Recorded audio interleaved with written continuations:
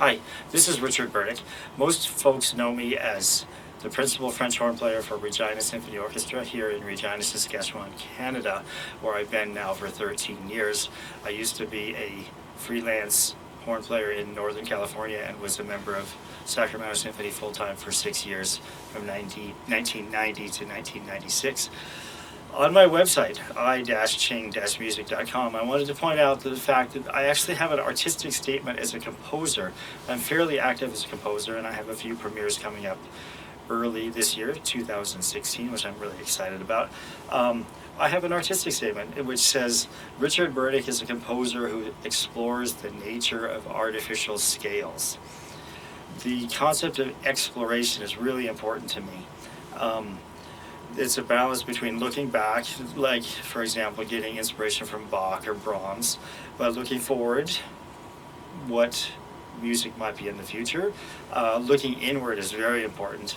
I'm a fairly spiritual person, very interested in that sort of thing, and the I Ching music that I do, besides being based on scales, the scales based on that patterns of the I Ching, it's also based on the seventh harmonic of sound, where there's 64 notes in the octave, giving each microtone a different key to the I Ching, which is really interesting and opens our brains up to different pitch centers and really is a process of awakening for me.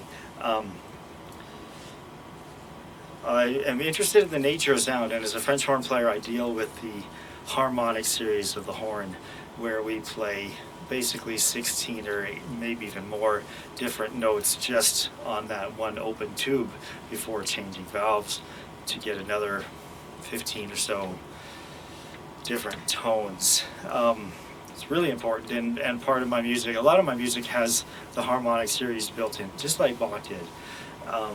Artificial scales. In the I Ching, there's 6 lines.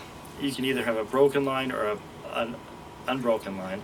Unbroken lines I use as whole steps. Broken lines are half steps. So you have 2 sets, 3 lines in 2 sets, 3 lines in 2 sets.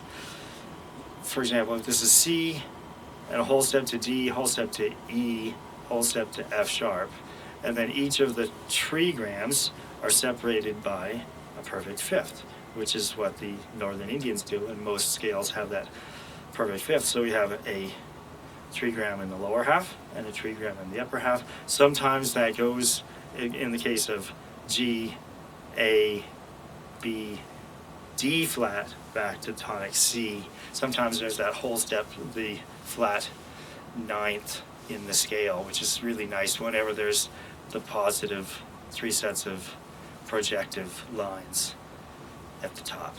And that makes a very interesting scale.